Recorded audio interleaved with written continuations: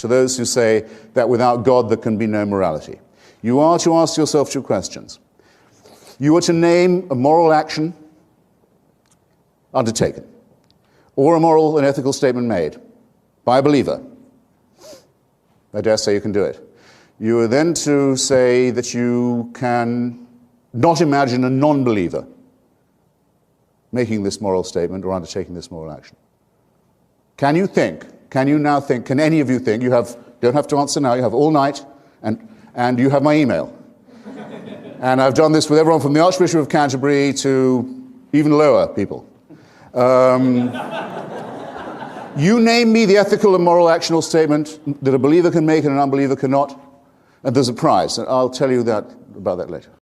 Well, good evening, everyone. I was about to take my shut-eye, but I couldn't help but provide a response to the claim that Christopher Hitchens delivered there. I believe it was a very impassable teaching opportunity with that.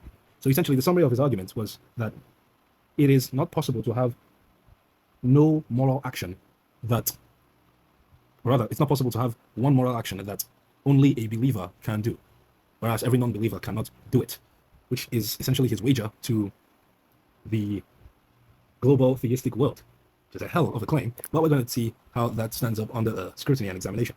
So I would best express to you all my methodological approach to answering this question. I am a presuppositional classicist, so I kind of combine classical apologetics and presuppositional apologetics. I believe the best of the two methodologies actually come up with the best apologetic approach that gets the job done and actually honors God in the process. Now, the reason why I am partly presuppositional is because I do engage in apologetics with the idea that the non-believer is not neutral, and because the non-believer is not neutral, there's no reason why I should be on neutral grounds with the unbeliever who is intentionally rebelling against his creator. So now, secondly, there is no meaningful worldview apart from the Christian worldview that can actually ground morality. If nothing else, specifically morals and ethics, I don't believe there's any other Christian worldview with the necessary preconditions to ground ethics and morality. If nothing else, at least that. So I want to provide a critique of the statement he made against the backdrop of the Christian worldview and the implications that would mean if and since the Christian worldview is correct. He says that there is no believer that can tell him one moral thing that an atheist cannot do, that only a believer can do. Now, if we understand what in the Christian worldview morals or righteousness or ethics actually mean, we could see how it seems such a vast and bold claim to be made with a very clear voice and nice accent, but it falls in its face by the time we examine it a bit more carefully. So I have in front of me this wonderful Bible app. It's called Bible Strong. That's the logo there. You probably see it on Play Store. It has the manuscripts and the interlinear just like this. I can be able to read the Greek just along the English translation of any of my choice. I'm currently using the King James Version at the side. It's a useful translation. It's not necessarily the best in the world, of course, but I think it would be useful for the purposes of this video. So I'm at the second chapter of the first epistle of John, where John says these words: if ye know that he is righteous, ye know that every one that doeth righteousness is born of him. So we see this conditional statement led by this Greek word ean. If you watched my previous video on the Greek alphabet, you would probably be able to read this along with me. I'll leave the link in the description. So we see these words: ean e dete hoti dikaios estin. If ye know that he, God, is righteous. If you are aware, John is saying, that God indeed is righteous. You now see this word, ginosko, you know, or you would know. He's given a conditional statement. If you know God is righteous, you should be aware that every one doing righteousness, this poyo, you can see the verb tense here, where it's an active verb and it's a passive verb in the aorist tense and all that kind of stuff. I'll probably drop a video on how to recognize the patterns in the parsings like this, so that we'll know what we're reading when we're using these kind of Greek apps. I wouldn't want to make a mistake here. So he says that kai pas ho poion and dekaiosune, and all the ones doing righteousness, ek auto gegeneti, from him has been born. So everyone currently working righteousness has been previously born of him. So this is how you would know. You would know that God is righteous, or rather, if you know that God is righteous, you should know. You should be aware that everyone that does righteousness has been born of him. So in the language of Christianity, there is no such thing as one who is doing righteousness, who is actually doing something moral, who has not been before born of God, because this is a verb that's talking about something that's happening now, and then this is in the perfect tense. In the perfect tense, it's been done before. It's the perfect tense of the verb again now.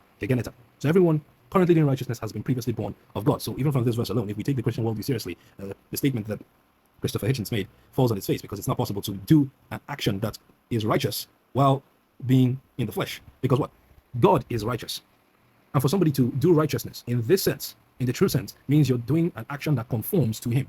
And if you are in your inner man hostile to God, as every non-believer is, it is not possible to actually do an action that is righteous, because it is God who determines whether an action is right or wrong. And if you are performing what you say is a moral action while in rebellion against God, you aren't actually doing a moral action. So a couple more verses that we could use to establish this case would be Romans chapter 3. This is where Paul went very deep in his indictment of the whole human race. We are, sorry, mistakenly switched over. Okay, so here we are. I accidentally switched over again. I probably wouldn't swipe, and I shouldn't swipe right again, so I'll make that mistake. Okay, where are we? I think I'll pick up from verse 9 or so. Okay, so Paul says, What then? Are we better than they? That is, are the Jews better than the Gentiles? No, in no wise. We have before proved that both Jew and Gentiles all are under sin. As it is written, there is none righteous, no, not one. There is none that understands. There is none that seeketh after God. They are all gone out of the way. They are together become unprofitable. There is none who does good, not even one. I accidentally swiped over it again. Let me go back to that verse. I am at verse. Yes,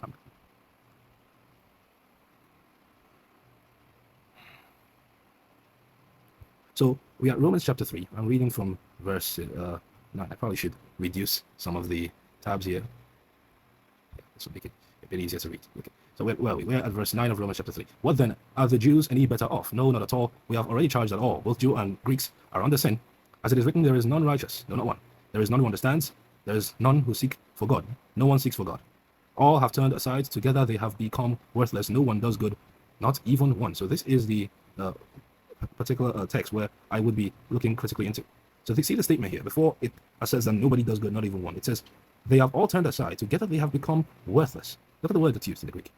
It's the word, and let me be sure I can pronounce this right. It's akeriothesan.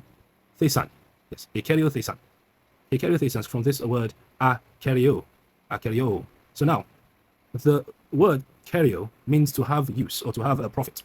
So you can see this prefix, the prefix a there. It's a common technique in negating or putting the opposite of a word in Greek, and it's kind of a technique that falls into English directly, where we see the words asexual or abiotic, or even, as we are currently looking into, atheist instead of a theist. So we see hekeriothesan.